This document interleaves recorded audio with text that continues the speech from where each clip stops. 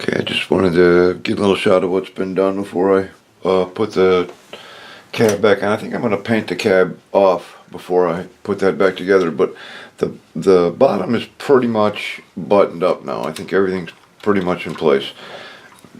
Excuse me, I ran the on-off switch down to its stock location, and I'm just using the stock on-off switch for it. I think that'll be fine. But I did run it up through and solder the connection to the ESC. So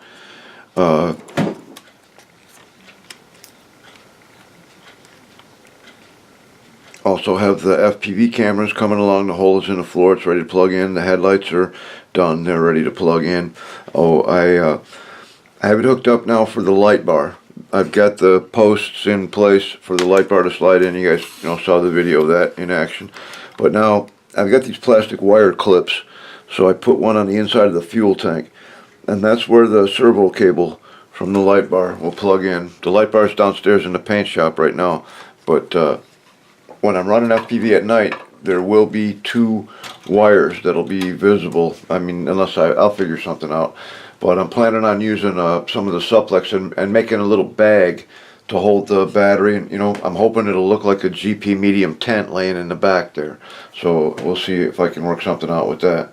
And that should be pretty good. So I've got on-off for headlight and taillight and FPV camera right here. I got main on and off in the stock location.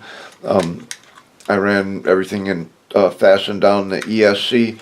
Got plenty of room in the front for a battery and an LVA. That's there's plenty of space up there. I was even toying with the idea of trying to put a speaker in there, and that idea is not completely dead yet. This won't be the last truck I make.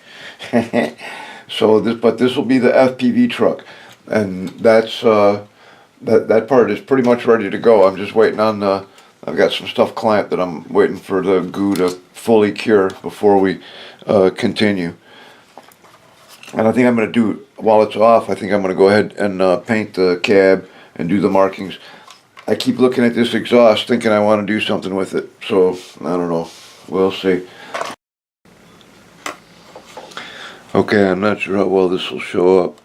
But if you can see it, the camera is on the passenger side right there. Yeah, I can see it in the screen. You can see it here. Now I'm just holding it in with my finger, but that's where it's going to sit, and it's on a nice flat surface. And I've got the post that it's mounted on is a nice flat surface, so that poster square will hold that really firmly in place there.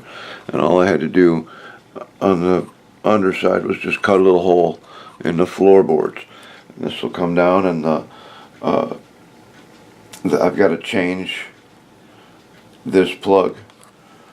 I just got to cut this off and crimp on a 2-pin JST to plug in there, and that's power for the FPV camera. I'm really hoping I don't have to filter that. We'll see. And then the other one will just come out the rear. Like I said, when it's in FPV mode, you'll be able to see two wires coming over the back.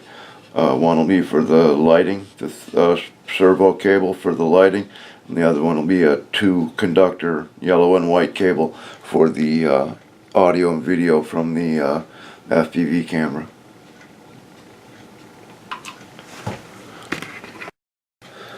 Okay, so here she is all buttoned up again. I'm still going to take the cab back off and paint it.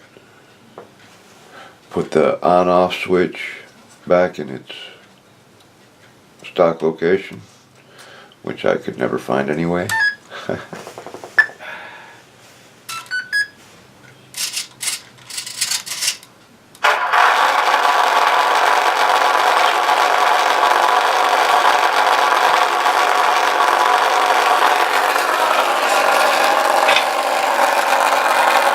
Tail lights from the Panzer III headlights.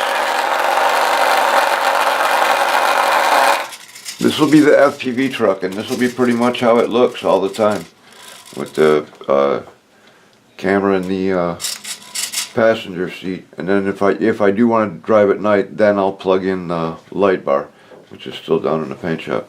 Separate on-off switch for the headlights and taillights. That also controls power for the FPV camera. So that's where we're at. See you next time.